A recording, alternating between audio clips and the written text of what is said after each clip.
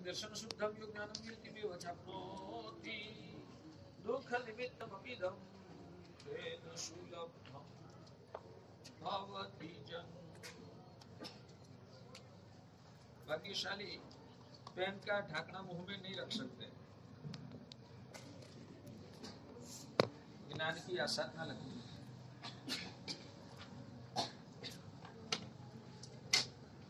भाग्यशालियों, अनंत उपकारी परम करुणा सागर तारक देवादिदेव तीर्थंकर भगवंतों ने जगत के जीव मात्र के कल्याण के लिए धर्म शासन की स्थापना की है। परमात्मा अरिहंत प्रभु ने तीर्थंकर बनने से पिछले तीसरे भव में क्षायिक सम्यक्त्व की स्पर्शना की और परमात्मा का जो आत्मज्ञान था वो उजागर हुआ। उससे पहले परमात्मा अरिहंत प्रभु भी अनंत काल तक जैसे हम इस संसार में परिभ्रमण कर रहे हैं, जन्म मरण जैसे हम करते हैं, वैसे तीर्थंकर भगवान की आत्मा भी अनंत काल तक इस संसार में परिभ्रमण करते हैं। जैसे हम व्यवहार राशि में आए, उससे पहले निगोद में अव्यवहार राशि में हमारी आत्मा ने अनंत काल निकाला है। अनंत काल हमारी आत्मा ने निगोद में अव्यवहार राशि में पसार किया है, वैसे ही तीर्थंकर भगवान की आत्मा ने भी अनंत काल निगोद में अव्यवहार राशि में पसार किया। और कोई एक सिद्ध भगवान की आत्मा जब सभी कर्मों का क्षय करके मोक्ष में पधारे, तब एक हमारी आत्मा का जैसे निगोद में से बाहर निकलने का सौभाग्य प्राप्त हुआ, वैसे ही कोई एक आत्मा मोक्ष में जब गए तब वो तीर्थंकर भगवान की आत्मा को भी निगोद में से बाहर निकलने का मौका प्राप्त हो। यानी कि तीर्थंकर भगवान भी जब तक सम्यक दर्शन की स्पर्शना नहीं हुई थी, तब तीर्थंकर भगवान की आत्मा भी इस संसार में हमारी जैसे ही परिभ्रमण करते थे। मगर जब क्षायिक सम्यक्त्व प्राप्त हुआ, परमात्मा ने लिखा ये पूरा संसार असार है और जब तक जीवात्मा जन्म मरण से छुटकारा नहीं पाएगा, मोक्ष पद को नहीं पाएगा, तब तक संसार की पीड़ाएं अकबंद रहने वाली है। इसलिए मुझे भी जो दुखों से छुटकारा पाना है तो मोक्ष में जाना पड़ेगा।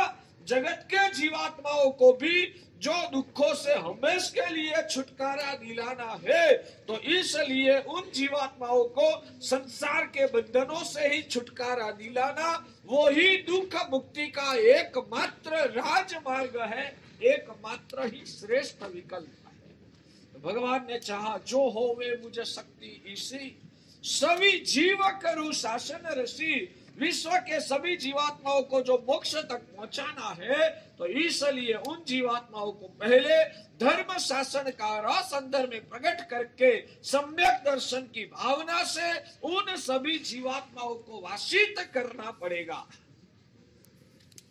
परमात्मा ने ये भावना किया, विश्व के सभी जीवात्माओं को सम्यक दर्शन की प्राप्ति कराना है। जब जीवात्मा को सम्यक दर्शन की स्पर्शना होती है, तब से ही तात्विक रूप से जीवात्मा की मोक्ष मार्ग की साधना की शुरुआत होती है। आत्मा का विकास के बारे में शास्त्रकार भगवंतों ने 14 गुण स्थानक बताए। उसमें से पहले गुण स्थानक है मार्गानुसारी गुण स्थानक। चौथे नंबर का गुण स्थानक है सम्यक दर्शन अविरत सम्यक दृष्टि गुण स्थानक। सम्यक दर्शन है, मगर उस अवस्था में जीवात्मा को विरति धर्म की प्राप्ति नहीं हुई है, इसलिए वो सम्यक दृष्टि होते हुए भी अविरत है। इसलिए उस गुण स्थानक की अवस्था को भगवान ने अविरत सम्यक दृष्टि गुण स्थानक ऐसा नाम दिया है। चौथे गुण स्थानक में जीवात्मा अविरत होते हैं, फिर भी सम्यक दृष्टि होते हैं, तो अविरत सम्यक दृष्टि गुण स्थानक वो चौथे नंबर का गुण स्थानक है।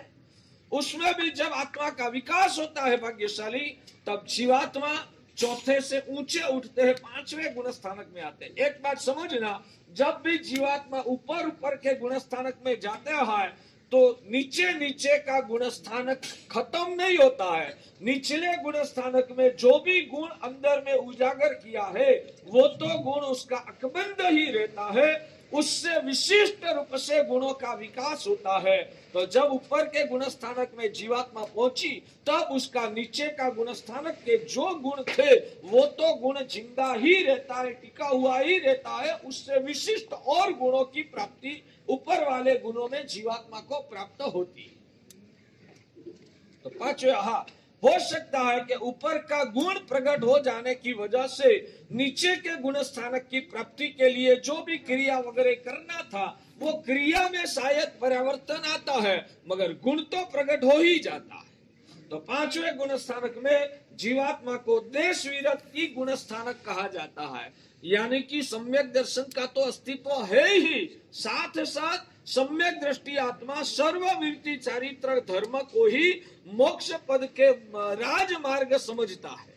सम्यक दृष्टि आत्मा जो होता है वो सर्वविरति चारित्र धर्म को ही मोक्ष प्राप्ति का राजमार्ग समझता है, इसलिए वो सर्वविरति चारित्र धर्म ही लेने जैसा है वैसा वो अंदर से मानता है, और मुझे वो चारित्र कब प्राप्त होगा वो अभिलाष उसके अंतर में हमेशा अविरतपणे उसके अंदर में जिंदा रहता है। मैं कब सर्वविरति चारित्र यानी कि दीक्षा जीवन में कब ग्रहण करूंगा, परमात्मा की मेरे पर ऐसी कृपा होगी और ऐसा सर्वविरति चारित्र धर्म मुझे कब प्राप्त होगा, वो अभिलाष सम्यक दृष्टि आत्मा के अंतर में हमेशा बहता रहता है। और ये अभिलाष जिसके अंदर में है वो ही आत्मा सम्यक दृष्टि हो सकता है जिनको चारित्र लेने जैसा है, और मैं ऐसा चारित्र कब ग्रहण करूंगा वैसा अभिलाष जिसके हृदय में नहीं है। अपन को तो संसार में भी धर्म हो सकता है, हम पूजा करेंगे, दान करेंगे, सामायिक करेंगे, तपश्चर्या करेंगे, माता पिता की सेवा करेंगे, संसार में भी धर्म हो सकता है, इसलिए तो मैं तो उसमें ही आस्था रखता हूँ। अपन को तो दीक्षा की कोई बात करना नहीं है, संसार में रहकर भी धर्म हो सकता है। वैसा जो व्यक्ति मानता है या तो वैसा जो व्यक्ति बोलता है उसके लिए ज्ञानी भगवंतों ने शास्त्र में लिखा है कि वो आत्मा निश्चित रूप से मिथ्या दृष्टि आत्मा है। वो आत्मा जो ऐसा मानता है कि संसार में भी धर्म हो सकता है और अपन को तो संसार में रहना और उसमें हो सकता है उतना ही धर्म करना है। मैं दीक्षा को लेने जैसा मानता नहीं हूँ, या तो भले लेने जैसी हो तो दुनिया के लोगों के लिए भले हो, मेरे लिए तो संसार ही ठीक है। मुझे तो दीक्षा की कोई बात सुनना भी नहीं है, दीक्षा की बात करना भी नहीं है। वैसी मानसिकता वाला संसार में भी हो रहकर धर्म हो सकता है, वैसी दलील करने वालों के लिए शास्त्रकार भगवंतों ने स्पष्ट शब्दों में बताया है कि वो आत्मा अंदर से मिथ्या दृष्टि वाली आत्मा है। भाग्यशाली व्यापार सोने चांदी का ही हो सकता है, जवेरात का ही हो सकता है, कपड़े का ही हो सकता है, या चॉकलेट पिपरमिंट का भी व्यापार हो सकता है। एक गल्ला डाल के, गल्ला ही बोलते हैं ना, क्या बोलते हैं, एक छोटी सी हाटड़ी डाल के, गल्ला जितना डाल के उसमें भी कोई छूटक रिटेल में चॉकलेट पिपरमिंट का धंधा करेगा, कोई भी बच्चा छोटा आएगा 5 पैसा दे के एक चॉकलेट खरीद करके जाएगा, वो भी धंधा ही कहा जाता है ना। अपन को तो उसमें ही संतोष है, अपन को तो गल्ला डाल के हम तो सिर्फ चॉकलेट पिपरमिंट का धंधा करेंगे। वैसी मानसिकता वाला व्यक्ति को समझदार कहा जाता है या मूर्ख कहा जाता है? ऐसी समझदारी वाली व्यक्ति को समझदार कहा जाए, ऐसी सोच वाली व्यक्ति को समझदार कहा जाता है या भाग्यशाली मूर्ख कहा जाता है? हाँ, हो सकता है मेरी मजबूरी है, मैं इतना इन्वेस्ट नहीं कर सकता हूँ, कपड़े का या सोना चांदी का व्यापार करने की मेरी कैपेसिटी नहीं है, तो मैं चॉकलेट का व्यापार करके भी सांझ तक 50 रुपया 100 रुपया की कमाई करके मेरा घर का खर्च निकाल दूंगा। वो मेरी मजबूरी हो सकती है, वो मेरी मजबूरी हो सकती है, मगर मैंने तो ठान लिया है कि अपन को तो चॉकलेट पिपरमिंट का ही धंधा करना है। कैपेसिटी हो तो भी कपड़े का, सोने चांदी का, जवेरात का व्यापार तो अपन को करना ही नहीं है, अपन को तो चॉकलेट का ही धंधा करने का है। वैसी जो मानसिकता बना के बैठ गया है उसको आप कैसा कहोगे? क्यों चॉकलेट पिपरमिंट का धंधा इस दुनिया में नहीं हो सकता है भाग्यशाली? चॉकलेट पिपरमिंट का भी धंधा हो सकता है ना, वो भी हो सकता है, तो अपन को तो वो ही करना है। वैसी मानसिकता लेकर बैठे हुए व्यक्ति को भाग्यशाली आप क्या कहोगे? समझदार कहोगे या मूर्ख कहोगे? हाँ, समझदार कहा जाएगा या मूर्ख? रिस्पॉन्स चाहिए भाग्यशाली। वो है तो मूर्ख ही। हाँ, मजबूरी है, बड़ा इन्वेस्ट करने की ताकत नहीं है, तो लाचारी से चॉकलेट पिपरमिंट का धंधा करेगा तो चलता है, वो मजबूरी है, उसको मूर्ख नहीं कहते। मगर उतना ही करना है, बड़ा धंधा करना ही नहीं है, वैसा मन बना के बैठा है, उसको तो मूर्ख ही कहना पड़ेगा। वैसे संसार में रहकर जो धन धर्म हो सकता है ना, वो चॉकलेट पिपरमिंट जैसा व्यापार जैसा। संसार में रहकर जो धर्म हो सकता है वो चॉकलेट पिपरमिंट का व्यापार जैसा छूटक रिटेल वाला थोड़ा सा छोटा सा है। शायद मेरी मजबूरी है, मैं दीक्षा नहीं ले सकता हूँ, तो मैं संसार में रहकर भी हो पाएगा उतना ज्यादा से ज्यादा धर्म करूंगा, मगर वो मेरी मजबूरी है, वैसा अंदर से मानता है। लेने जैसा तो सर्वविरति चारित्र धर्म ही है, वो मुझे कब मिलेगा, कब मेरे पर प्रभु की करुणा बरसेगी और मैं भी सक्षम होके चारित्र लेने के लिए तत्पर हो जाऊंगा। वैसी भावना सम्यक दृष्टि आत्मा के हृदय में हमेशा रहती है, और ऐसी भावना जिसके हृदय में है वो ही आत्मा सम्यक दृष्टि। ऐसी भावना भी जिसके मन में नहीं है, भगवान कहते हैं कि वो आत्मा मिथ्या दृष्टि। ये आपको मैंने सिर्फ चित्र जो ज्ञानियों ने शास्त्र में लिखा था वो आपके सामने स्पष्ट करके रखा है। आपको आत्मा की तुलना करना है कि मेरा नंबर यहाँ जो भगवान ने व्याख्या का लक्षण दिखाया उसके आधार पर मेरी आत्मा की भूमिका क्या है। भाग्यशाली अपनी आत्मा की भूमिका क्या है? जवाब चाहिए सोहन जी। भले उम्र हो गई है, शरीर साथ नहीं देता है, तो शायद लेने का और लेने के बाद पालन करने का बल नहीं है, अलग बात है। अगर अंदर से आवाज तो आती है मैं रह गया, लेने जैसा तो दीक्षा ही है। छोटी उम्र में गुरु महाराज का योग मिला नहीं, मिला तो उस वक्त भावना पैदा नहीं हुई, मैं फंस गया। आज लग रहा है मैं जेल में फंसा हुआ हूँ, ये साधना करने के लिए जन्म मिला था, मैं फंस गया। कोई भगवान की करुणा हो जाए, अभी भी भगवान की कृपा से जो शरीर साथ दे देंगे तो अभी भी दीक्षा लेना है। भाव है ताराचंद जी, भाव है। अरे वाह, धन्यवाद, सम्यक दर्शन प्रकट हो गया, पुण्यशाली आप। तो भगवान कहते हैं कि सम्यक दृष्टि यानी कि चौथा गुण स्थानक जब भी आया न, तब जीवात्मा को सर्वविरति धर्म की रुचि, उसके ऊपर प्रेम, लगाव, खींचा, वो पाने का अभिलाष वो तो होता ही है, मगर वो भाव होने के बाद क्षमता और संयोगों के आधार पर तीन विकल्प हो जाते हैं। कोई आत्मा शक्ति होती है ना तो सर्वविरति चारित्र धर्म को अंगीकार कर लेते हैं।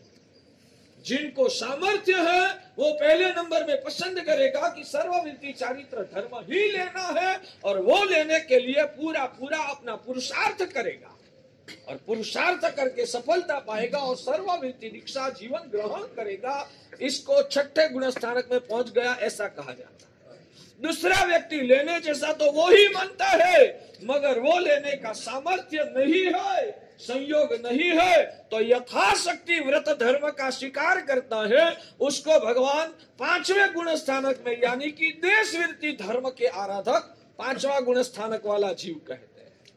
और तीसरा नंबर का जीव ये है लेने जैसा तो सर्वविरति चारित्र, वो अंदर से रोम रोम से मानता है सर्वविरति लेने की भी ताकत नहीं है, देश वृत्ति की भी ताकत नहीं है, तो वो आत्मा अवृत्ति में रहता है, मगर उसका दिल हमेशा जलता है, वो अंदर से रोता है, मैं फंस गया, वैसा फीलिंग महसूस करता है। वो आत्मा सर्ववृत्ति भी नहीं ले सकता है, देश वृत्ति भी नहीं ले सकता है। तो अविरत सम्यक दृष्टि गुण स्थानक वाला वो जीव चौथे गुण स्थानक पे कहा जाता है।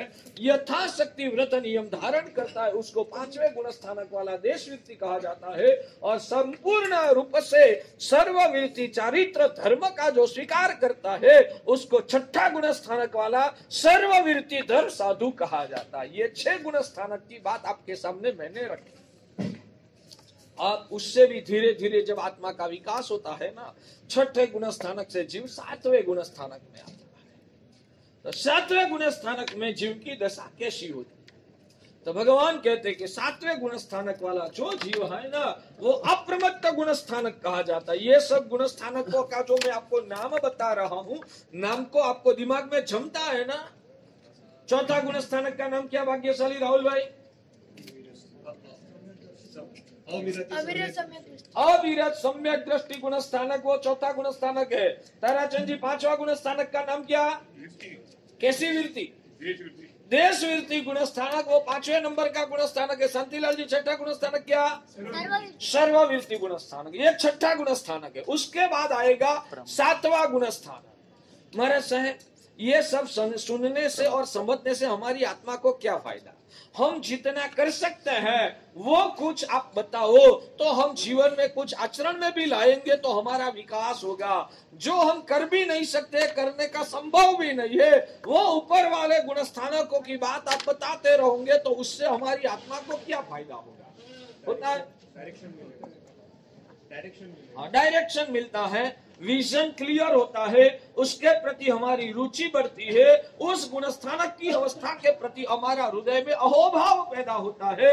और अहोभाव पैदा होने की वजह से भगवान कहते हैं कि कर्म का क्षय होता है और आत्मा की शुद्धि होती है। हम लोगों ने ज्यादातर ऐसा ही माना है कि जितना आचरण करेंगे उतना ही धर्म है। आचरण वो भी धर्म का एक पार्ट है। ऊपर ऊपर की भूमिका को प्राप्त करने के लिए नीचे नीचे की गुणस्थानक की भूमिका का आचरण करना वो जरूरी और आत्मा के लिए उपकारी भी है, मगर सिर्फ आचरण करने से ही कल्याण होता है ऐसा एकांत नहीं है। भगवान कहते कि जहाँ सामर्थ्य है वहाँ यथाशक्ति आचरण करना है, जहाँ सामर्थ्य नहीं है, यथाशक्ति आचरण नहीं हो सकता है, वहाँ कम से कम उसका अभिलाष और उनके प्रति अहोभाव धारण करना है। ऊपर की भूमिका का गुणों के प्रति आकर्षण, अभिलाष और अहोभाव, आकर्षण, अभिलाष और अहोभाव, आकर्षण, अभिलाष और अहोभाव, ये 3 भाव अंदर से परिपुष्ट होते हैं, तो वो भाव धारा से भी भगवान कहते कि कर्म का क्षय होता है और आत्मा की शुद्धि होती है। ऊपर के गुण स्थानक की प्राप्ति की लायकात अंदर में उजागर होती है। इसलिए ये गुण स्थानकों की अवस्था का ध्यान और भावना भी हमें करना चाहिए। तो 7वां गुण स्थानक क्या है? धन्यवाद, अप्रमत्त गुण स्थानक। 6ठे गुण स्थानक तक भगवान ने जीवात्मा की प्रमत्त अवस्था कही। 6ठे गुण स्थानक तक जीवात्मा की भगवान ने प्रमत्त अवस्था कही है। 7वें गुण स्थानक में जब जीवात्मा आते हैं तब वो आत्मा अप्रमत्त दशा वाला जीवात्मा कहलाता है। 7वें गुण स्थानक में प्रमत्त दशा, 6ठे गुण स्थानक तक जीवात्मा को प्रमत्त दशा कही जाती है। यहाँ प्रमाद का मतलब क्या है? भाग्यशाली, प्रमाद की व्याख्या क्या? मैं आपसे पूछ रहा हूँ, भाग्यशाली प्रमाद किसको कहते हैं? समय को वेस्ट करना,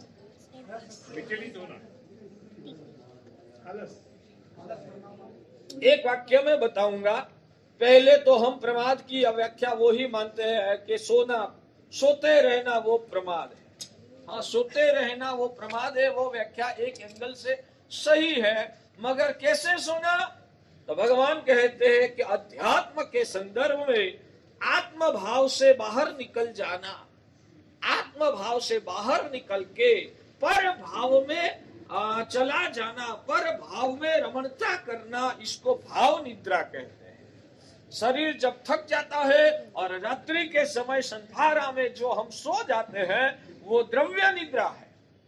शरीर जब थक जाता है और रात्रि के समय हम संधारे में सो जाते हैं तो भगवान इसको द्रव्य निद्रा कहते हैं।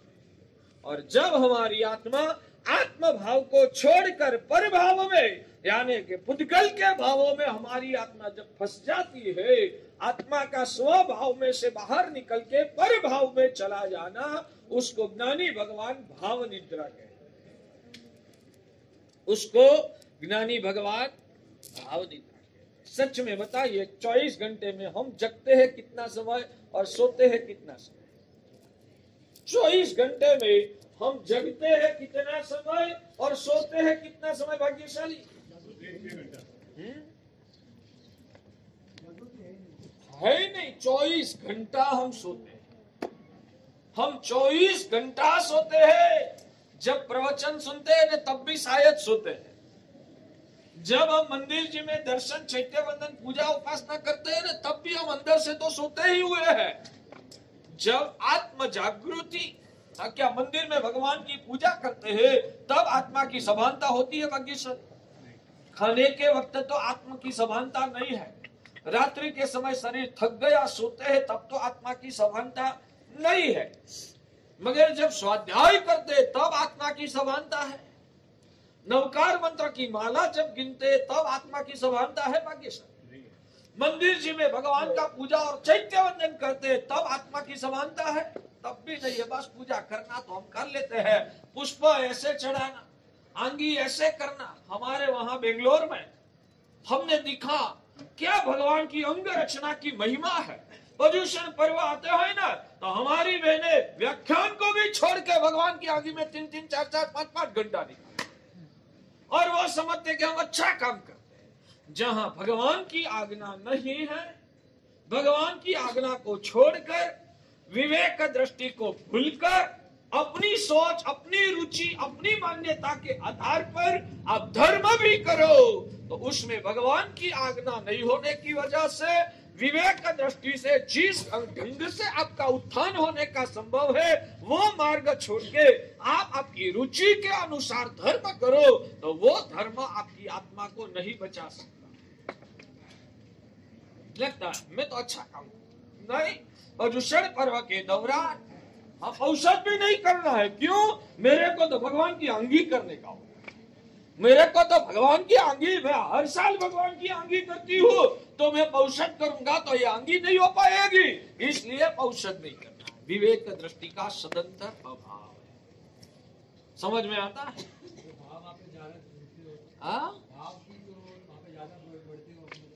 आपका भाव किसमें बढ़ने वाला है? आप जब वहां जितना भाव की बढ़ती मानते हो उससे ऊपर वाली भूमिका का भाव क्या होता है उसकी समझदारी आपके पास है या नहीं? मैं तो वहां तक के तो वो 6-6 घंटा आंगी भी करते हैं ना तो आंगी करने के दौरान भी उसकी अंदर की भावधारा को परखो, भाव क्या होता है। मैंने बनाई हुई आंगी भव्य से भव्य होनी चाहिए, उसमें परमात्मा तत्व का तो अंश भी छूता नहीं।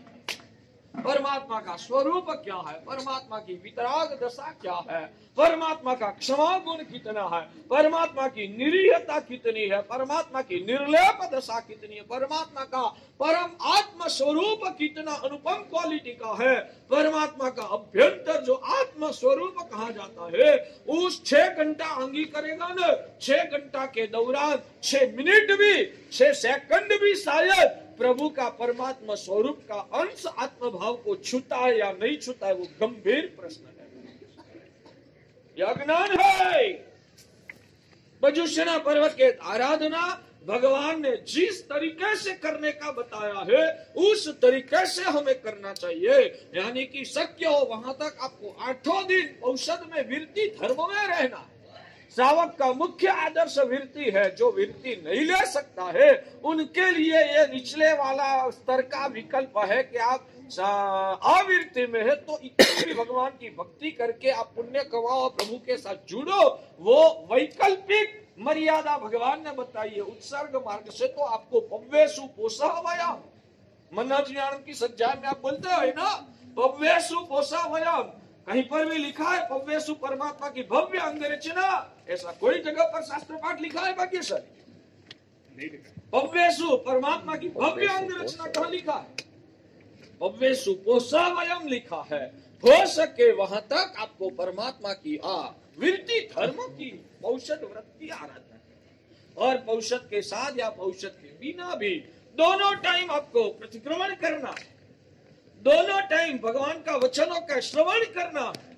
आपको 24 घंटा में ज्यादा से ज्यादा सदगुरु की ऊर्जा में रहना है, आत्म साधना करना है। वो पर्व का कर्तव्य है। उस कर्तव्य के दौरान व्याख्यान भी छूट जाएगा, पौषध भी छूट जाएगा, और अंगी करते करते भी कहाँ परमात्मा के साथ क्या भावात्मक कोई अनुसंधान होता है? अंग रचना करने वालों को आप पूछो, अंग रचना जब भी करता है, ये फूल ऐसे सेट करने का गोठवू माटे हिंदी में क्या शब्द है?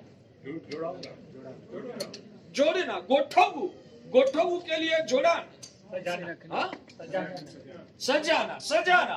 तो ये पुष्प कैसे सजाना, ये मखमल की डोरी कैसे सजाना, ये बरास और केसर कैसे सजाना, वो ही आपका वृत्ति में रहता है। परमात्मा का स्वरूप क्या है वो तो याद भी नहीं आता, और उसमें भी शायद अंदर में हम अहंकार को पूछते हैं, मैंने कितनी भव्य प्रभु की अंग रचना कितनी अद्भुत हुई, वो बात भी वहां गौण हो जाती है।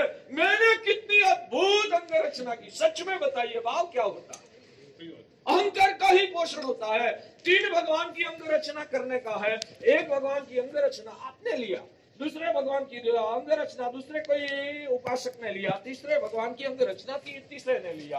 अब जब तीनों अपनी अपनी अंग रचना बना देंगे, वो अंग रचना के दौरान सच में बताइए भगवान कितने अद्भुत शोभ रहे हैं, वो भाव आता है। या मैंने कैसी अच्छी अंग रचना बनाई, वो भाव आता है। सच में बताइए, उसमें मोह का ही पोषण है भाग्यशाली।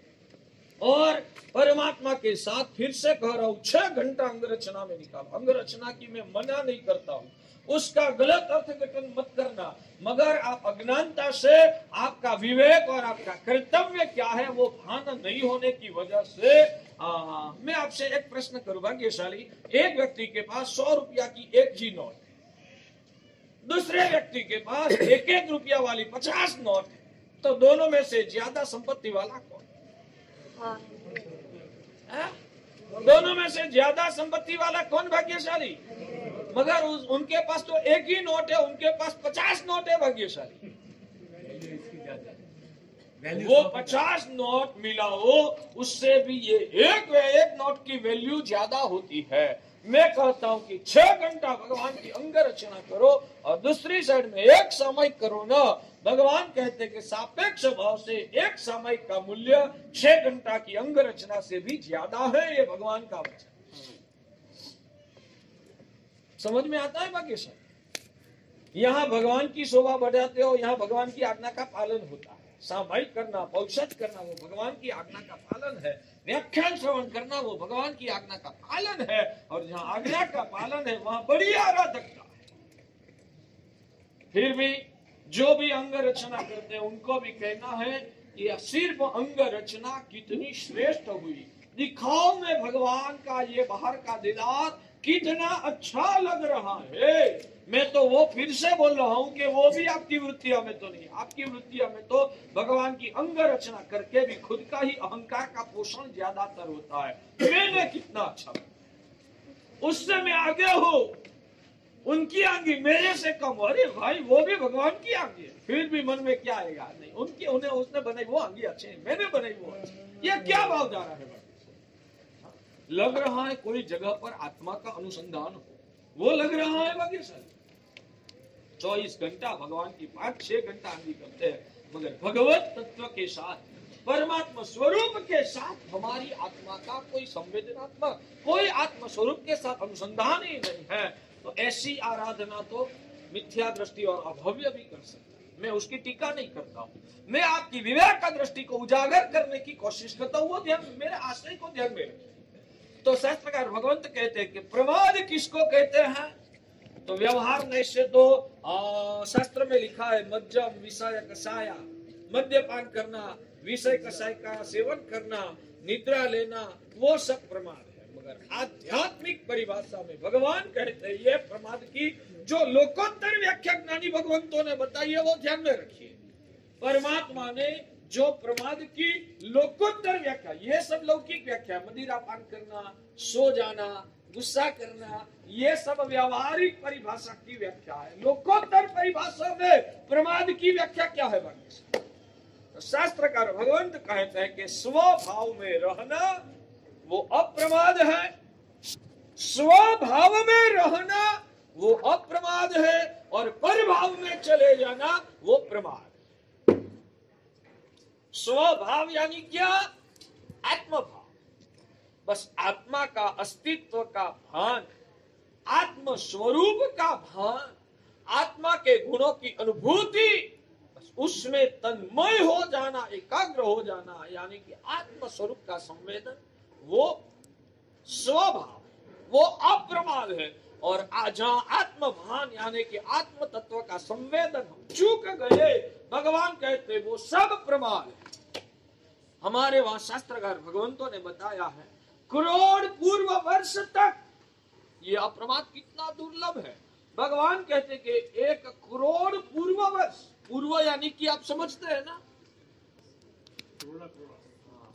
नहीं, 84 लाख से 84 लाख का गुणाकार करना, 84 लाख से 84 लाख का गुणाकार करना, जो जवाब आता है इसको एक पूर्व कहते हैं।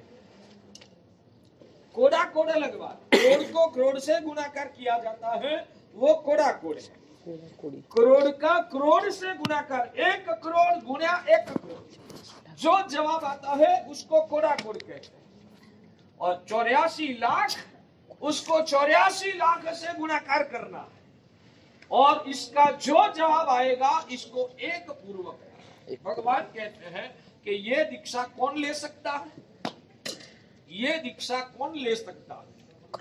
तो भगवान कहते हैं कि मिनिमम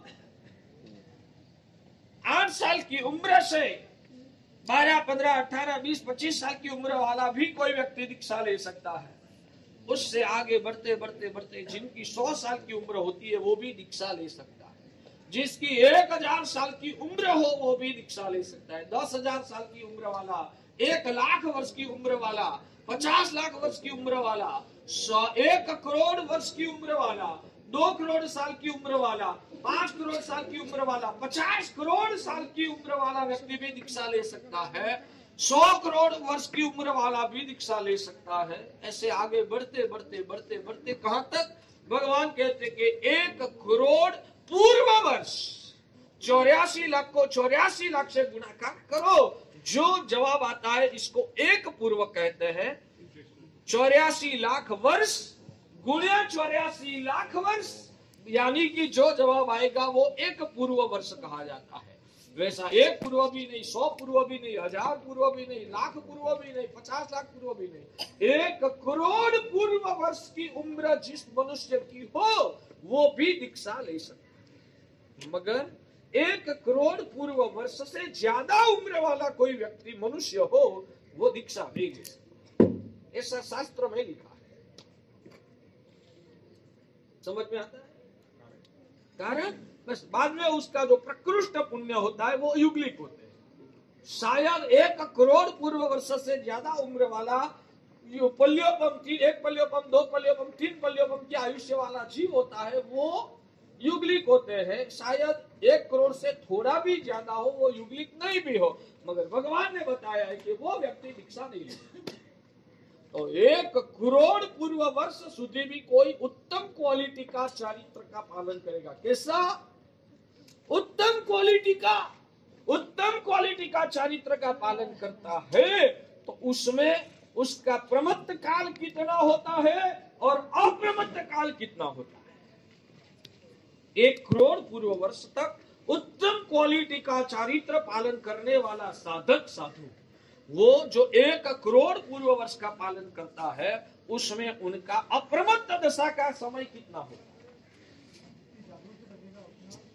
भगवान कहते कितनी भी जागृति रखे, ज्यादा से ज्यादा उसका अप्रमत्त दशा का काल है अंतर्मुहूर्त।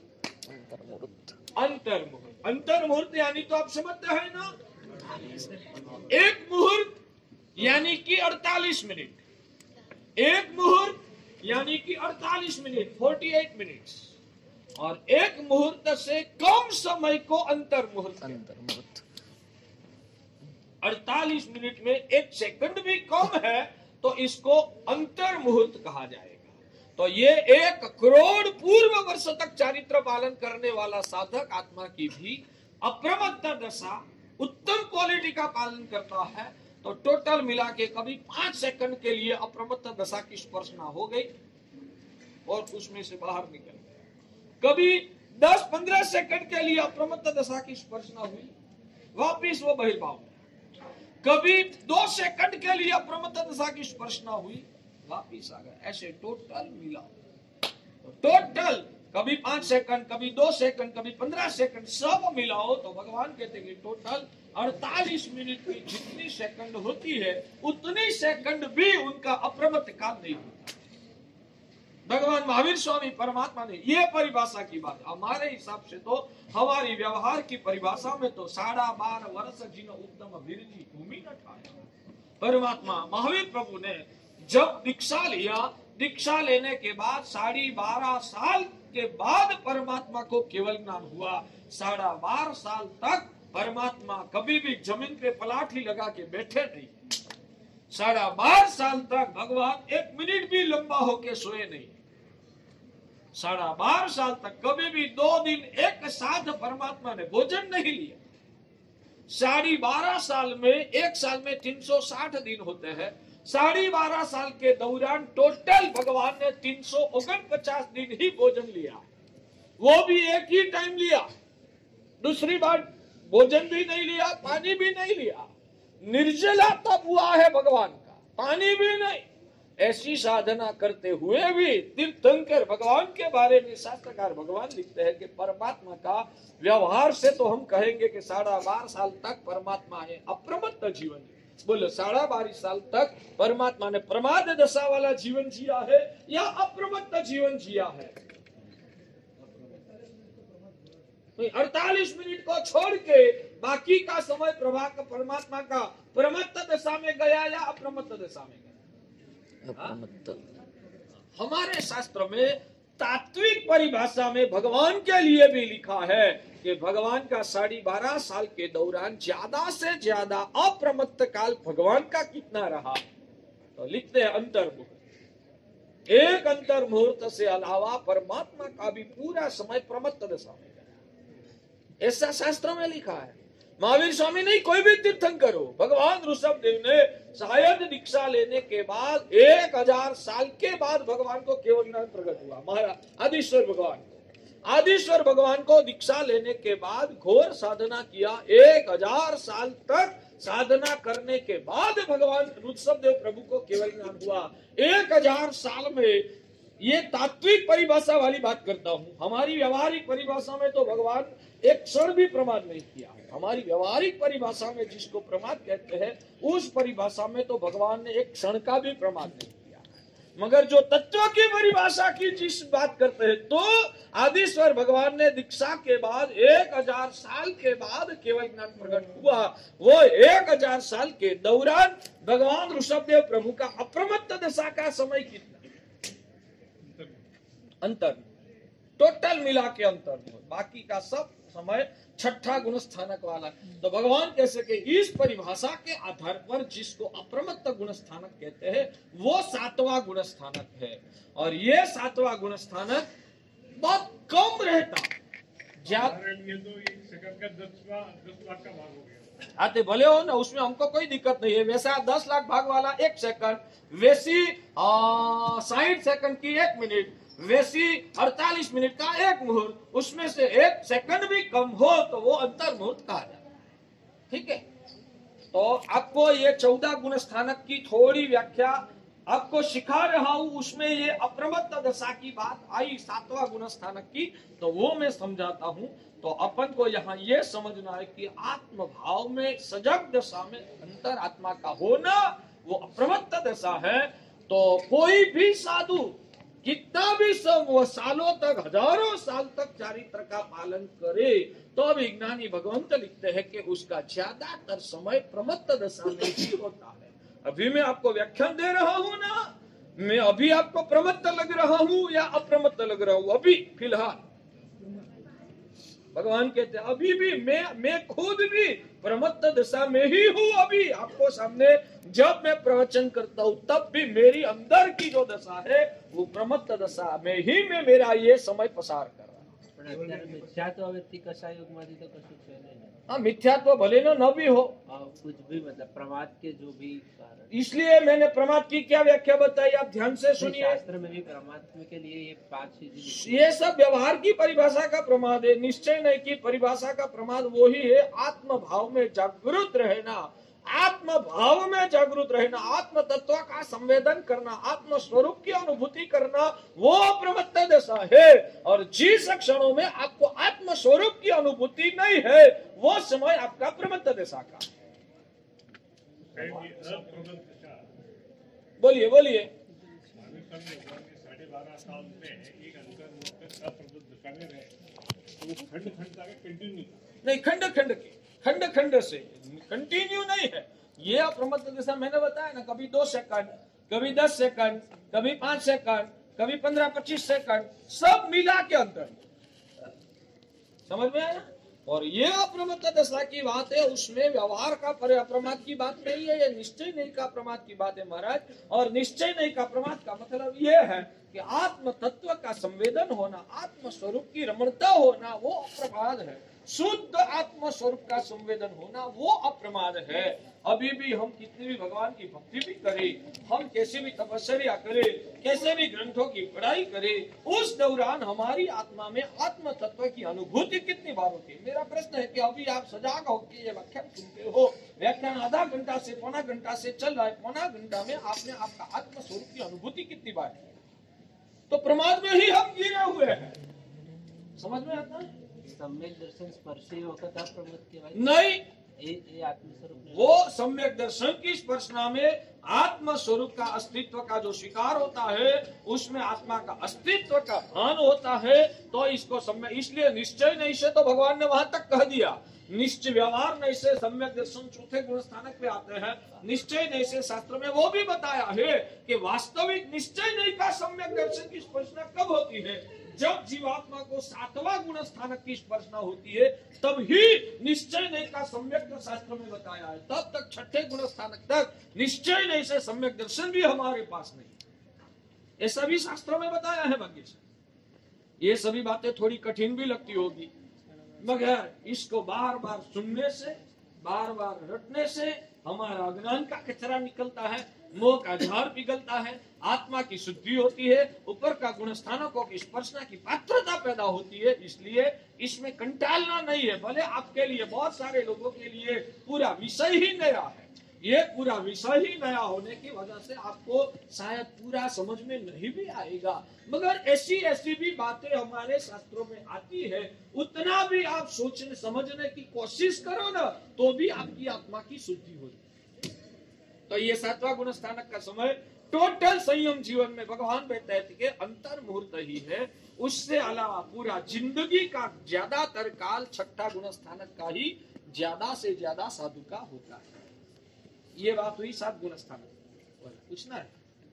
आदिश्वर भगवान को 400 दिन तक उपवास था, तो शारीरिक बल भी तो उसकी वजह से प्रमाद आने का संभावना नहीं? बिल्कुल नहीं, उनकी शारीरिक ताकत तो अनंत थी। कितनी अनंती जानना है कितनी अनंती?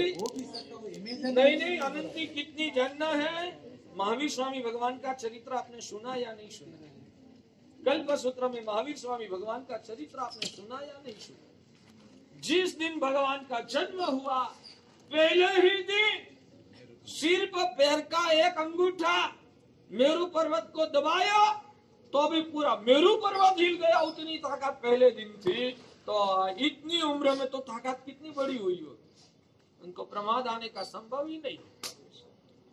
शायद शारीरिक कमजोरी की वजह से प्रमाद आ जाए तो वो व्यवहारिक प्रमाद है, हम अभ्यंतर अप्रमाद की बात।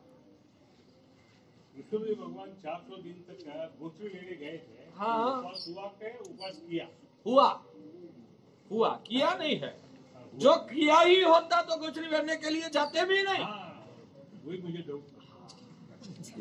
मगर खाने की लालसा भी नहीं थी, शरीर के पर ममता भी नहीं थी, खुद का कर्तव्य था ये शरीर को टिकाने के लिए भाड़ा देना चाहिए। और मेरा तीर्थंकर नाम कर्म का भोगवटा भी ऐसे ही इस तरीके से ही आगे होने वाला है। वहने के लिए जाते थे, निर्दोष मिला तो ले लेते थे, मिल गया तो उसका आनंद भी नहीं था। भगवान की वो भूमिका थी, निर्दोष आहार मिल गया, हाँ 6 महीने के बाद, 400 दिन के बाद, आज तो मिल गया। खुशी कितनी हुई थी? 1% भी नहीं। जितना कल तक 400 दिन तक जो भोजन नहीं मिला था, उस दौरान जो खुशी थी, आज वो ही खुशी है। उस खुशी में 0.5% बढ़ावा भी नहीं हुआ है। इतने दिन तक 0.5% उसमें कमी भी नहीं आई। भगवान की अंदर की प्रसन्नता वो आहार के पर टिकने वाली नहीं थी। वो ध्यान रखिए।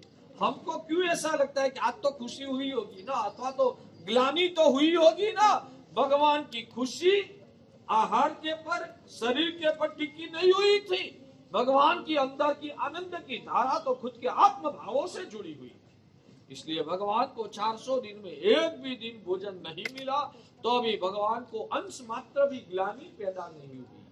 और जिस दिन इक्षु रस मिल गया, उस दिन मिलने की वजह से 1% खुशी में बढ़ावा भी नहीं हुआ है। क्योंकि भगवान की खुशी या भगवान की ग्लानि आहार के पर नहीं टिकी हुई थी। ग्लानि थी ही नहीं, खुशी जो थी वो भी आहार के पर नहीं टिकी हुई थी। वो उनकी खुशी तो आत्म स्वभाव की थी।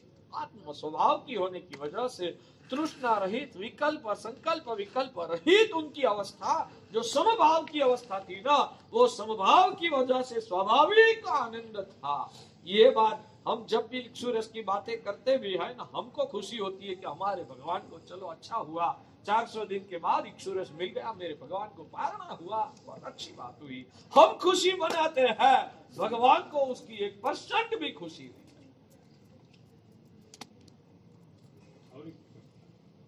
बोलिए बोलिए बोलिए। चंदन बाबा ने अठम किया का अठम हुआ? हो गया। वो भूखी रही के भूखी हो गया। और महावीर स्वामी भगवान को चंदन बाबा से गोचरी ली। हाँ। तो 5 महीना 27 दिन का उन्होंने उपवास किया था। हो गया। सब हुआ ही है, किया नहीं है। चलिए भाग्यशाली। तो ये 7वां गुणस्थानक की बात हुई। वर्तमान काल में टोटल जीव का विकास के गुणस्थानक कितने हैं भाग्यशाली? 14 गुणस्थानक। उसमें ये अवसर पीढ़ी काल में, आज के जमाने में, आज से लेकर जब 5वां आरा खत्म होगा तब तक जीवात्मा कितने में गुणस्थानक तक पहुंच पाएगा? भगवान कहते हैं कि आज के जमाने में 7वें गुणस्थानक से ऊपर कोई जीव आगे की प्रगति नहीं कर सकता। ज्यादा से ज्यादा साधना 7वां गुणस्थानक तक हो सकती है आज के जमाने में। और उसके बाद आता है जीवात्मा। यह शब्द थोड़ा कठिन भी लगेगा कल, मगर कल की नींव है तो दिक्कत नहीं आएगी। हाँ, अभी सुनोगे कठिन भी लगेगा, मगर कुछ शब्दों से परिचय हुआ होगा न, तो आने वाले भविष्य में जब आप प्रैक्टिसा करने के लिए आओगे ना मेरे पास, तब दोबारा ये सब बातें चलाऊंगा, उस वक्त आपको सरल हो जाएगा। हाँ, सब व्याख्यान में भी आप सुनाएंगे तो भी सरल हो जाएगा। हाँ, आगे आप व्याख्यान में भी सुनाएंगे तो सरल हो जाएगा। मगर औषध के बिना व्याख्यान में सुनते हैं तो इतनी इफेक्ट नहीं होती है। औषध के साथ सुनने से वो इफेक्ट होती है। बाकी सारी 7वां गुणस्थानक के ऊपर अभी यहाँ से नहीं जा सकते, महाविद्या में तो चालू ही है। केवल हर शास्त्रों में लिखा है, हर 6 महीने में मिनिमम एक आत्मा की मोक्ष होती ही है। मिनिमम, मैक्सिमम तो हर महीने में हजारों मोक्ष में जाते हैं, मगर जगन्य से मिनिमम एक आत्मा तो 6 महीने में मोक्ष में जाएगी ही जाएगी। 6 महीना का अंतर कभी भी पड़ता नहीं। हमेशा वहाँ पर चौथा आ रही रहता है। और हमेशा वहाँ से आज तक आपका जन्म होने के बाद और मेरा जन्म होने के बाद, मेरा 51 साल हुआ, आपका कितना हुआ? 48 हुआ। आपके 48 साल जो इस धरती में हुआ ना, उस 48 साल में तो हजारों लाखों आत्माएं, शायद करोड़ों आत्माएं मोक्ष में पहुंच गई। मेरा और आपका जन्म होने के बाद हजारों लाखों आत्माएं मोक्ष में पहुंच गई। निरंतर अगर चौथा ही आ रहा है तो फिर पहला दूसरा आ रहा का ये परंपरा क्यों है? वो सूर्य चंद्र का ग्रहचार और वहां जन्म लेने वाले जीवों का पुण्य, उन सभी की वजह से ऐसा रहता है। ठीक है, चलिए, तो हर 6 महीने में एक आत्मा की तो मोक्ष होती, यहां से भले नहीं होती, मगर वहां से आपको पता है ना, अनुपमा देवी, अनुपमा देवी का नाम सुना है? वो अनुपमा देवी कितने समय पहले हमारे भारत क्षेत्र में, हमारे गुजरात में, हमारे गुजरात की वो महिला, हमारे गुजरात की महिला थी अनुपमा देवी। वो अनुपमा देवी कितने समय पहले हुए हैं? नहीं नहीं नहीं नहीं, वस्तुपाल को कितने साल हुआ? 600 साल हुआ। अनुपमा देवी को 600 साल, 600-700 साल जो भी हुआ, 600-700 साल हुआ है। द्वारका का राजा वीर धवल का मंत्री वस्तुपाल, वो वस्तुपाल की भाभी ना, वस्तुपाल का भाभी होते हैं वो अनुपमा देवी आज किधर है? वो अनुपमा देवी, उसका आयुष्य खत्म हुआ, मर गए, आज वो किधर है?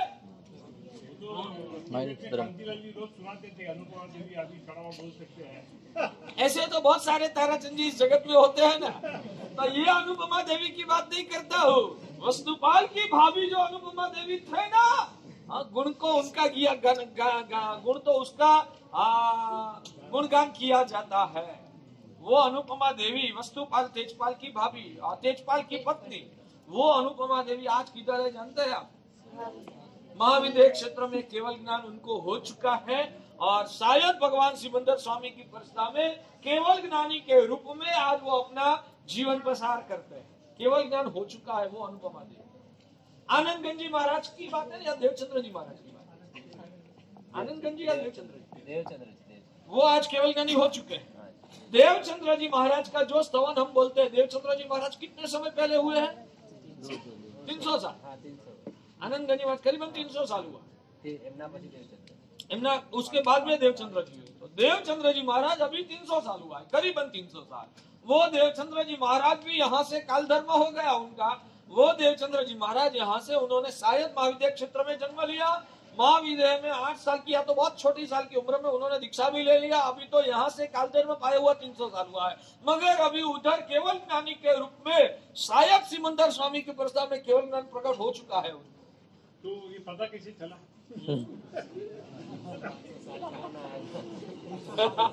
हमारे महाराज कहते फोन आया था उधर से। हमारे वहाँ बहुत सारे सम्यक दृष्टि देव देवियां देवलोक के सुख की मजा नहीं लेते हैं।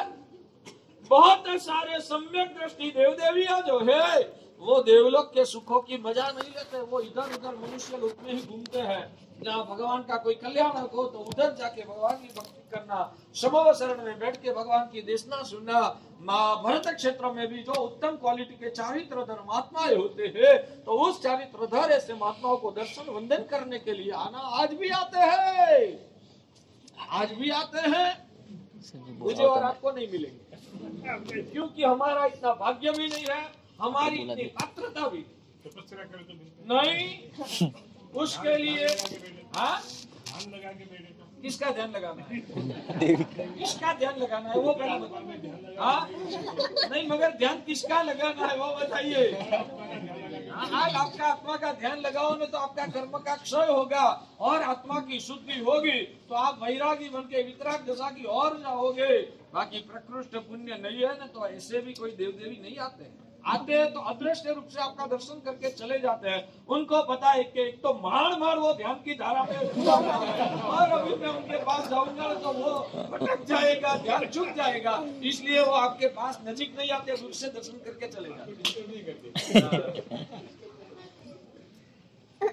तो वो देवचंद्र जी महाराज वो भी शायद अभी केवल ज्ञानी हो चुके हैं। ऐसे मणिचंद्र जी महाराज, मणिचंद्र जी सालंगपुर तरिया की पुल वाले, वो करीबन कितने 150 साल आसपास हुए होंगे। अहमदाबाद में सारंगपुर तरिया की पोल है, वो तरिया की पोल के उपाश्रय में वो महात्मा मणिचंद्र जी महाराज नाम था। वो मणिचंद्र जी महाराज शायद वयोवृद्ध हो गए थे और लास्ट जिंदगी में सालों उन्होंने तरिया की पोल में ही निकाली। उसका नाम ही माणिक चौक पड़ा हाँ? है।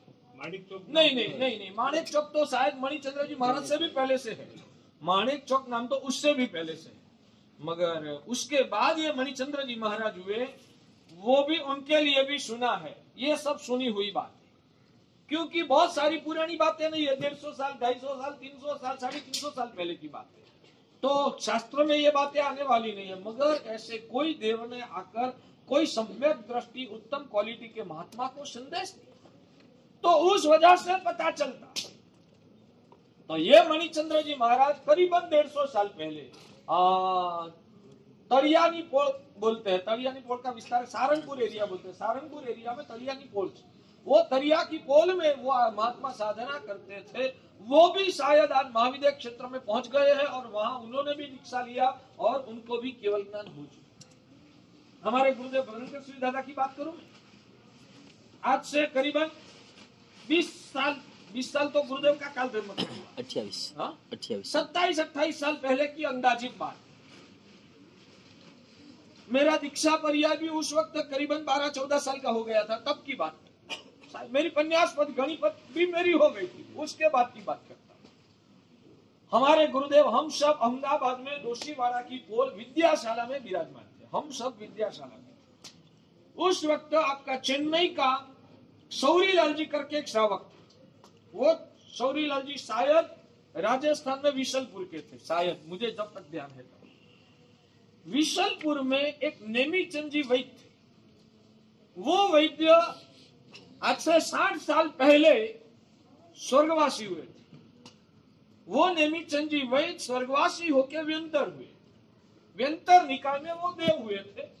और सौरीलाल जी के साथ कोई पूर्व भक्ति प्रीति की वजह से वो बार बार सौरीलाल जी को मिलने के लिए आते थे। व्यंतर निकाय के देव के रूप में वो नेमीचंद जी वैद्य व्यंतर देव, वो सौरीलाल जी को मिलने के लिए आते थे। सौरीलाल जी भी गुजर गए, अभी सौरीलाल जी का लड़का जिंदास नाम है, वो चेन्नई में ही रहते हैं। तो वो सौरीलाल जी, वो भी अत्यंत पवित्र आराधक श्रावक थे। वो सौरीलाल जी ने बार बार कोई शास्त्र के बारे में, तत्वों की चर्चा के बारे में उनको कोई भी प्रश्न होता, तो वो सौरीलाल जी जब भी ये नेमीचंद जी वैद्य व्यंतर देव आते ना, तब उनके साथ अपने प्रश्न शेयर करते और उसका समाधान पाते थे। एक बार उनको मन में प्रश्न हुआ कि इस भरत क्षेत्र में फिलहाल वर्तमान विद्या काल में निकट मुक्तिगामी महात्मा कौन है। मन हुआ कि निकट मुक्तिगामी थोड़े बहुत में जो कोई मोक्ष में जाने वाले हैं, तो वैसे महात्मा का दर्शन करने का भाव हुआ। व्यंतर देव को पूछा कि निकट मुक्तिगामी आत्मा कौन है। व्यंतर देव ने बताया कि मैं भगवान को पूछ के आपको बताऊंगा, सिमंदर स्वामी भगवान के पास जाके मैं भगवान से प्रश्न करके समाधान लेके आकर आपको बताऊंगा। तो वो व्यंतर नेमीचंद जी वैद्य व्यंतर देव भगवान को पूछ के आया और भगवान वैद्य व्यंतर देव ने सौरीलाल जी को बताया कि वर्तमान में भरत क्षेत्र में 2 महात्मा ऐसे हैं जो तीसरे भाव में मोक्ष में जाने वाले। एक है आचार्य कलापूर्ण सूरी जी महाराज और दूसरा है आचार्य बद्रंकर सूरी जी। वैद्य जी ने व्यंतर देव ने यह बताया, तो ये उन्होंने कैसे बताया, भगवान के मुंह से आचार्य का नाम निकला है। इसलिए वो सौरीलाल जी स्पेशल अहमदाबाद में हमारे गुरुदेव को वंदन करने के लिए आए। उस वक्त भुवन सूरी जी महाराज के समुदाय के आचार्य जगत चंद्र सूरी जी महाराज है, उनका शिष्य कनक सुंदर विजय जी महाराज वो हमारे साथ थे। वो कनक सुंदर विजय महाराज चेन्नई पहले आए, देवा पतले है, वो 100 ओली की तपस्या उन्होंने किया। गत साल अक्कीपेट में थे। हाँ, गत साल अक्कीपेट में, वो यही चौमासा थे, यहाँ अक्कीपेट में ही गत साल चौमासा थे। आचार्य हीरचंद्र सूरी जी महाराज के साथ वो कनक सुंदर विजय जी महाराज का भी चौमासा अक्कीपेट में था गत साल। आपको याद होगा जो अक्कीपेट वालों को, वृद्ध थे, चौमासा नहीं था। अजीतनाथ किधर, अच्छा नगरपेट में उनका चौमासा था, ठीक है, मुझे वो ध्यान में नहीं है। वो हीरचंद्र सूरी जी महाराज के साथ थे शायद, वो कनक सुंदर विजय जी महाराज उस टाइम हमारे साथ थे।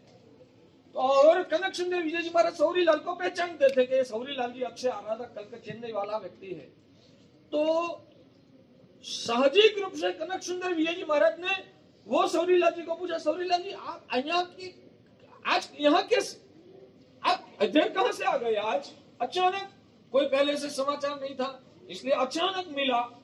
तो दोपहर का करीबन 1-1:30 बजे का टाइम था। वो टाइम मुझे बराबर याद है, मैं उधर ही था गुरुदेव के साथ, इसलिए मुझे बराबर ध्यान है। 1-1:30 बजे का टाइम था और अचानक रूप से कनक सुंदर जी ने पूछा सौरीलाल जी को, आप इधर कैसे अभी? तब ये सौरीलाल जी ने खुद ने बताया कि भगवान सिमंदर स्वामी के मुंह से जिनका नाम निकला है, वैसे महात्मा का दर्शन करने के लिए मैं आया हूं। ऐसा करके उन्होंने ये पूरी बात सौरीलाल जी ने, यानी कि आज के जमाने में भी ऐसे पवित्र महात्मा होते हैं। हाँ, तो भगवान ने वो बताया कि ये दोनों आत्मा, आचार्य कलापूर्ण सूरी जी और आचार्य बद्रंकर सूरी जी, ये दोनों महात्मा जो है वो तीसरे भाव में केवल नन पाके मोक्ष में जाने वाले हैं।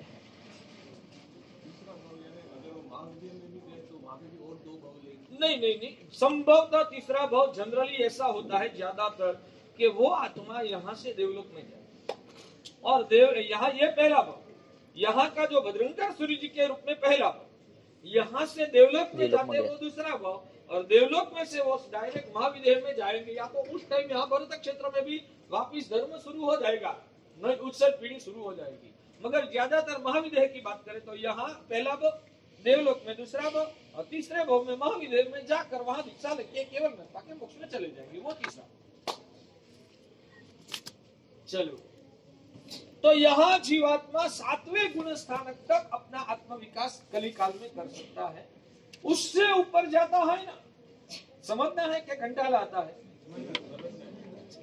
8वें गुण स्थानक में 2 रास्ता है। जैसे कि मैं आपको बताऊं कि पालीताना आप यात्रा करने के लिए गए, तो वो नवटुक और दादा की टुक, ये दोनों का रास्ता जहाँ अलग होता है उस जगह को क्या बोलते हैं?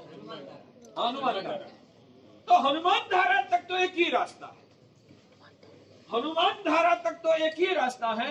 हनुमान धारा से ऊपर जाना है तो किस रास्ते से जा सकते हैं? 2 रास्ते। कोई नवटुक का रास्ता पसंद करके भी ऊपर जा सकता है, कोई दादा की टुक वाले रास्ता पसंद करके भी ऊपर जा सकता है। 2 रास्ता है ना। वैसे भगवान कहते कि 7वें गुण स्थानक से जीव जब आगे बढ़ता है ना, तो कोई जीव उपशम श्रेणी मांगता है, उपशम श्रेणी शुरू करता है। ये कठिन बातें हैं, मुझे भी पता है कि आपको कठिन ही लगने वाला है, फिर भी बताने का साहस कर रहा हूं। तो 7वें गुण स्थानक से जब आगे चढ़ता है तो कोई जीव उपशम श्रेणी का रास्ता पसंद करता है, और कोई जीव है वो क्षपक श्रेणी का रास्ता पसंद। उपशम श्रेणी और क्षपक श्रेणी। श्रेणी यानी सीढ़ी, निसरणी। श्रेणी यानी सीढ़ी, निसरणी। चढ़ने की, आप सीढ़ी बोलते हैं, क्या बोलते हैं? सीढ़ी। चढ़ने की सीढ़ी को शास्त्र की परिभाषा में श्रेणी बोलते हैं। तो कोई उपशम वाली श्रेणी के पर चढ़ते हैं, कोई क्षपक वाली श्रेणी पर चढ़ते हैं। ये उपशम श्रेणी और क्षपक श्रेणी 2 है क्या? तो भगवान कहते हैं कि अंदर में जो भी कसाय के परिणाम है ना, उपशम श्रेणी के आलम्बन से आगे बढ़ने वाला जीव है ना, अंदर का कसाय को अंदर ही दबाता है, अंदर ही दबाते रहता है, अंदर ही दबाता, कसाय को उजागर नहीं होने देता। कसाय को दबाता है, दबाता है, दबाता है, दबाता है, इतने तक दबाता है कि बिल्कुल कसायों का उदय खत्म हो जाता है।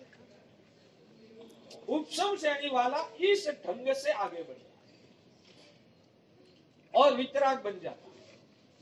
उपशम श्रेणी वाला कसाय खत्म हो गया, कसाय का उदय खत्म हो गया, इसलिए उसको वितराग कहा जाएगा। ये ध्यान में रखिए, थोड़ा थोड़ा स्टेप बाय स्टेप आगे बढ़ना है। मैं जितना बताऊं उतना आप बराबर याद रखते जाओ। उपशम श्रेणी वालों जीव वो अंदर का कसायों को दबाता है, दबाते दबाते दबाते अपनी आत्मधारा में इतना लीन होता है, एक भी कसाय का उदय नहीं रहता है। कसाय पूरे पूरे पूरे पूरे कसाय संपूर्ण रूप से दब जाते हैं। कसाय का अंश मात्र का भी उदय में परिणाम में, यानी कि वाराग रस की परिणाम में धारा का अंश मात्र नहीं रहता। वहां तक वो कसाय के पर विजय पाता है। इसलिए वो आत्मा जितने थोड़ी क्षणों तक वो उपशम श्रेणी की पराकाष्ठा तक पहुंच गया तो उसको वितराग कहते हैं, वो भी वितराग। और जिन्होंने समझदारी से कसायों का क्षय कर दिया। ये उपशम और क्षय को उदाहरण के रूप से बताऊं मैं, उदाहरण देके बताता हूं। पहला एक क्षपक की बात करके बाद में उदाहरण लूंगा। और क्षपक श्रेणी वाला जीव कसाई का क्षय कर देता है, कसाई को अंदर से बाहर निकाल देता है, और वो भी कसाई रहित तो हो गया, वो भी वितराग बन जाएगा। कसाई का अंश मात्र का उदय उसके चित्त के परिणाम में नहीं रहेगा, दोनों वितराग। उपशम श्रेणी वाला भी जब वितराग बनता है तो कसाई का क्षय तो हो ही जाता है ना बाद में। क्षय नहीं होता है, कसाई दब जाता है। बाद में कसाई उछाला मारता है तो वो वापिस पटकाता है, नीचे आ जाता है। वो ही बता रहा हूं। जैसे कि भागशाली एक शुद्ध ग्लास में एक पानी शुद्ध पानी है, वो पानी शुद्ध ही। दूसरा एक गिलास है, उसमें कचरा है। तीसरा एक गिलास है, उसमें भी कचरा।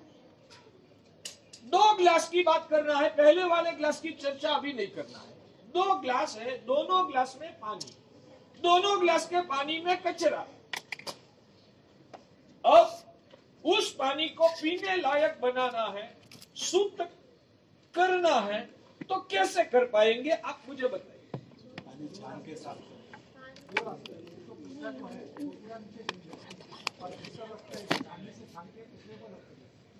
तो मेरा प्रश्न ये है, ये पहला आप समझ गए ना, कचरा वाला। दोनों गिलास में जो पानी है वो दोनों कचरा वाला है। और एक कचरा, एक व्यक्ति ने अपने गिलास में जो कचरा था ना, वो कचरा को नीचे बिठा दिया। उसको बिठाने के लिए क्या डालते हैं? फटकड़ी। तो भी वो कचरा नीचे बैठ जाता। उस व्यक्ति ने वो विकल्प अपनाया।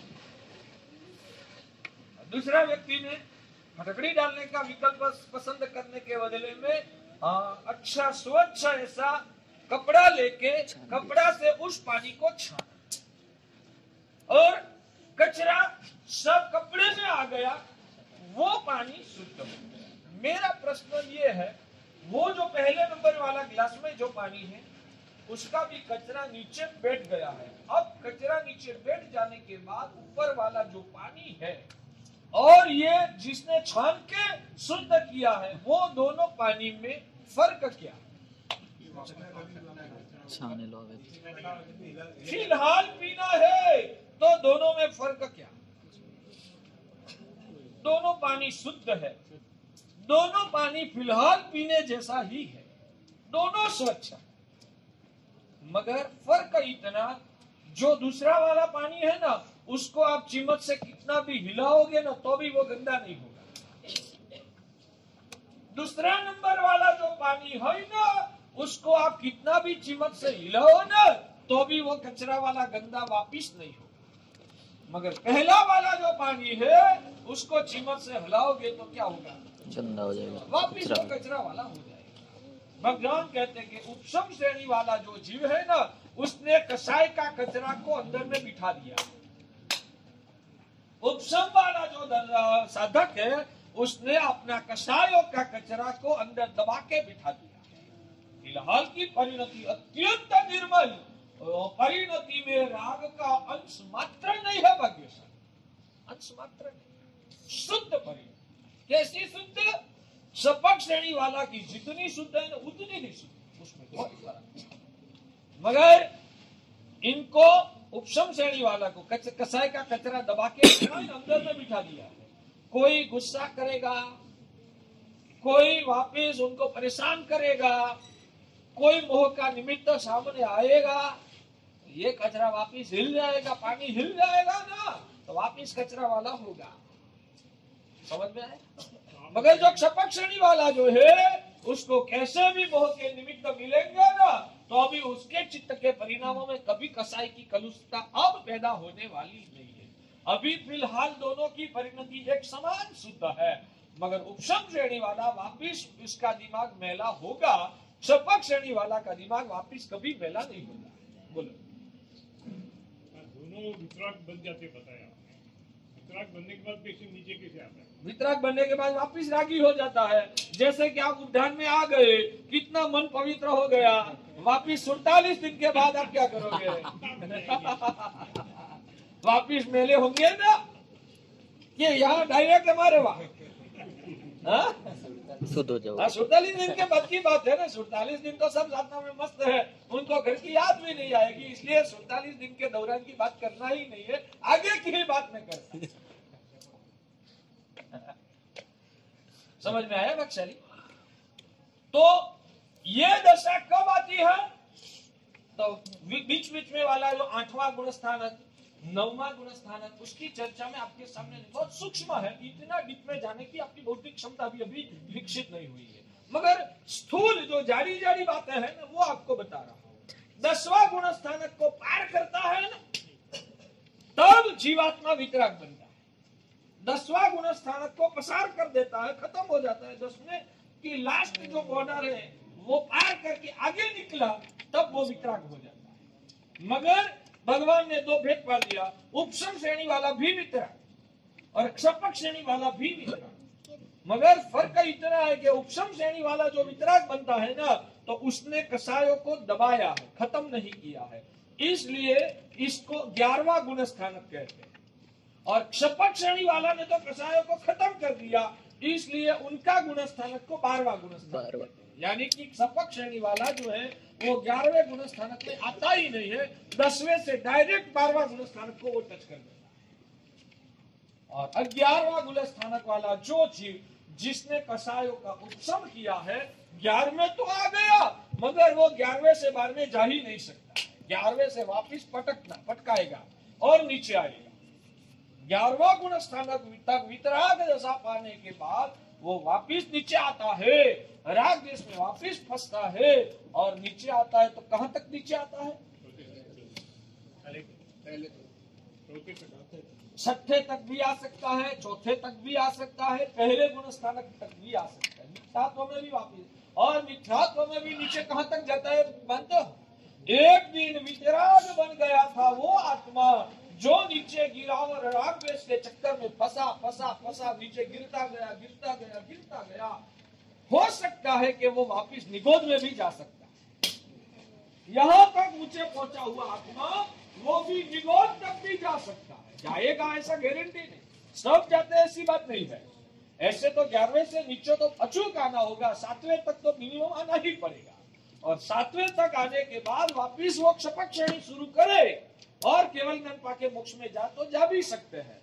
और नीचे गिरा और क्षपक श्रेणी नहीं मांडी, शुरू नहीं किया, वो आगे नहीं बढ़ा, तो नीचे गिर के चौथे में भी आ सकता है, उससे भी नीचे गया, सावधान नहीं रहा तो मिथ्यात्व भी आ जाए, संभव है। वो सभी को होता है वैसा नहीं, कोई जीव मिथ्यात्व में जाएगा भी सही, कोई जीव मिथ्यात्व में नहीं भी जाएगा, मगर जाएगा तो कहां तक जाता है? तो भगवान कहते हैं कि वो वापिस निगोद तक भी वापिस जाता है।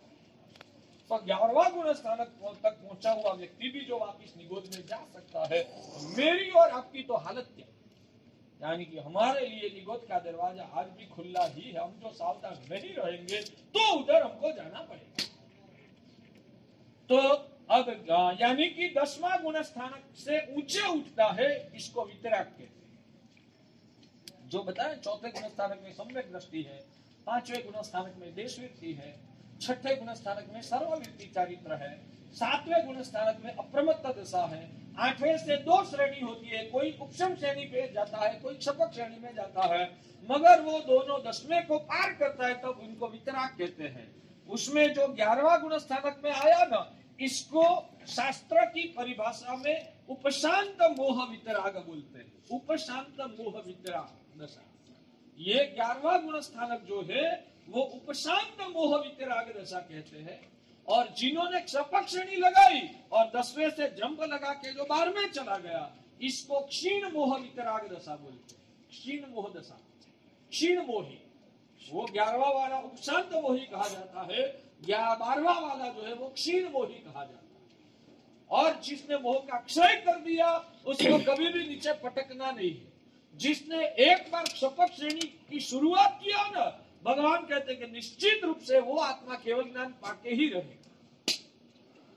तो 12वां गुण स्थानक को जो पार कर देता और 13वां गुण स्थानक की स्पर्शना करते हैं, तब जीवात्मा को केवल ज्ञान प्रकट होता है। 13वें गुण स्थानक की जब स्पर्शना होती है तब उस जीवात्मा को केवल ज्ञान प्रकट होता है, इसलिए उसको केवली या केवल ज्ञानी कहे जाते हैं। केवली भी बोलो या केवल ज्ञानी बोलो, एक ही। वो कौन से गुण स्थानक में केवल ज्ञान होता है? जिनको भी केवल ज्ञान हो गया वो सब 13वें गुण स्थानक। अब 13वें गुण स्थानक में वो कब तक रहेंगे?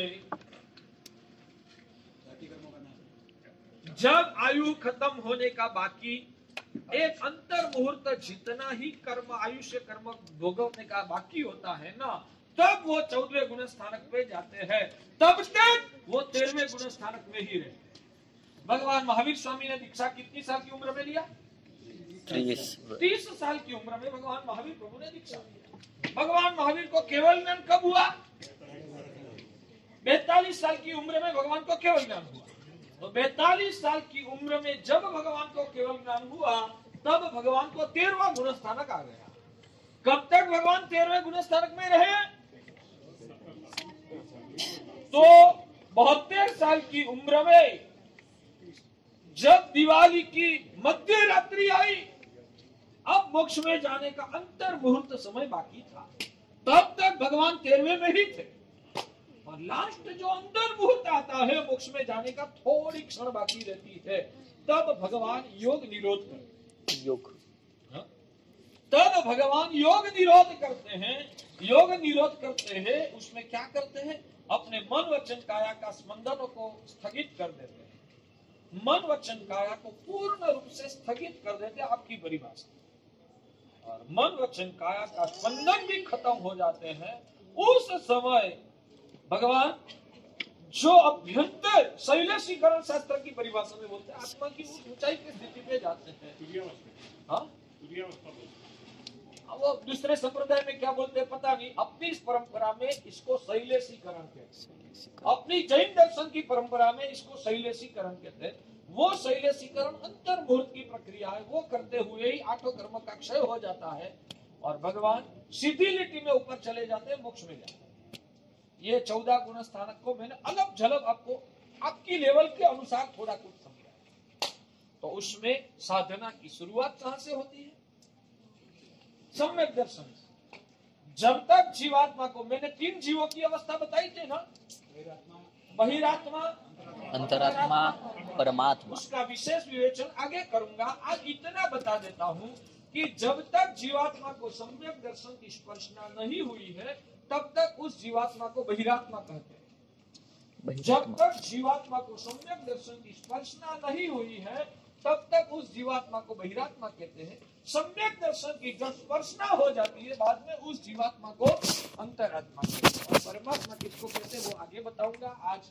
आज का विषय तो कठिन तो लगा हुआ होगा। जो आप जैसे 2-4-5 लोगों को अच्छा लगा हुआ है, एवरेज व्यापक लोगों को क्या सा महसूस हुआ? अच्छा लगेगा, आगे हमको समझ में आएगा करके बोल रहे हैं। बढ़िया बढ़िया। जो ठीक हुआ, बहनों को समझ में आया या नहीं आया? कठिन लगा? साहिब की बात बहुत लेवल से ऊपर की बात होती है, कुछ समझ में नहीं आता। भले आपको शायद आधा समझ में नहीं भी आएगा ना, मगर ऐसी भी कुछ बातें शास्त्र में आती है, उतना तो पता चला ना। दोबारा सुनोगे ना तब विजन और क्लियर होगा। मुझे भी पता था कि ये विषय थोड़ा आपके लिए कठिन है, मैं जानता था, मगर लग रहा है कि कठिन है क्योंकि हम छोड़ देंगे, कभी आपको ये सिखाएंगे भी नहीं तो आपको ऊपर वाला नॉलेज कैसे पैदा होगा। इसलिए जान